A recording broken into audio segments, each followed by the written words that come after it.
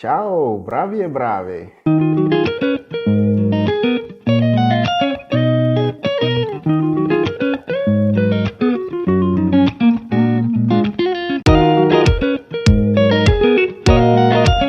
Okay, that's just me trying to have fun with Italian language. It's a way of saying hello, everyone, great and wonderful people. We talked about the Pope as Vicar of Christ using some biblical passages to explain that, and we said we are going to talk about the infallibility of the Pope. Remember Mark chapter 8, verse 27 to 35. And that is what we are going to do today, the infallibility of the Pope. But before we continue, I would want to beg you to please take a time out to click on the red button beneath, if you have not done that already, to subscribe, to like, and later to endeavor to share to everyone if you like the video and you think it is of benefit to others, and to also make your comments, what you think, and leave questions if necessary. Now, dear friends, back to our point. Remember that Jesus asked the question and Peter responded, "You are the Christ, you are the Messiah." And then Jesus said that for this you are Peter, and on this rock I will build my church, and the gates of hell will not prevail against it. This is also found in Matthew chapter 16 from verse 16 to 18, or even to 19. So you can read from 16 to 19.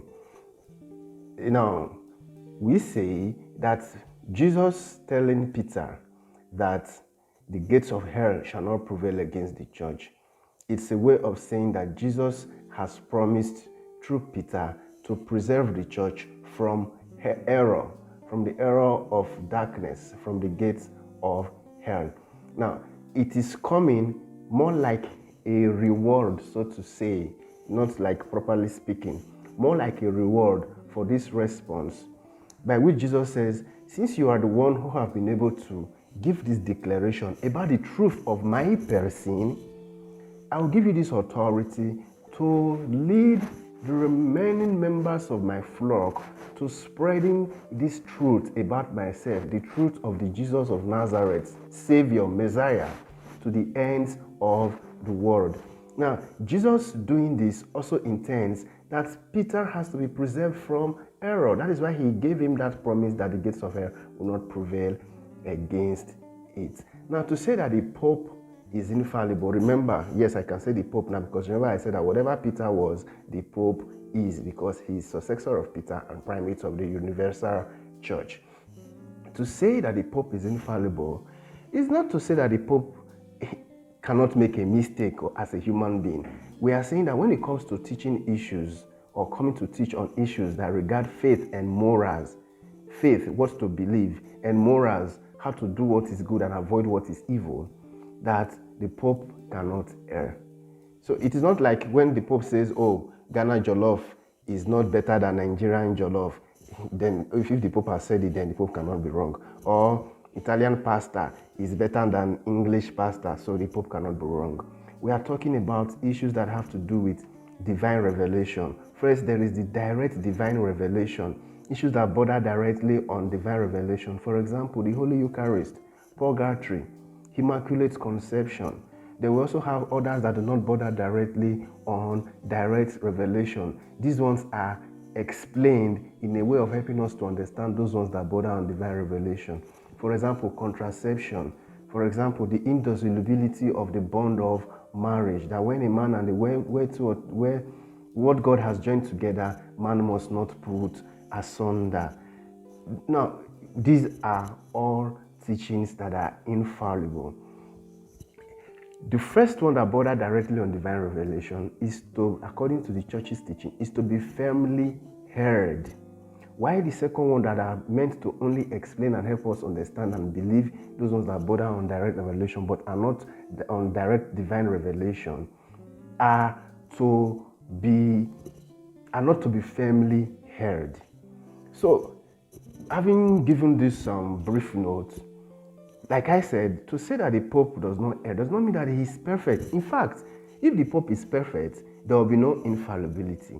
Because infallibility is a grace, an authority given by Christ himself to help the church, to help the Pope, or to prevent the Pope from error.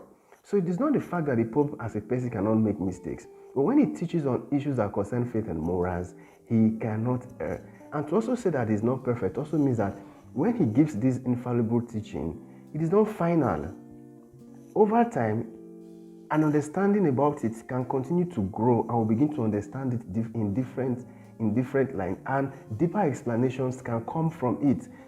So it is not that once he has given a teaching, it cannot be further explained, or nobody can expatiate something about it. Nobody can say, okay, let us try to explain this for better understanding. No, it continues to grow, and the light of theology, the light of the Spirit of God, which helps divine revelation, which helps us to interpret divine revelation, helps theologians and the church itself, that is the leaders of the church, what we call the magisterium of the church, the teaching authority of the church, to be able to explain these infallible teaching.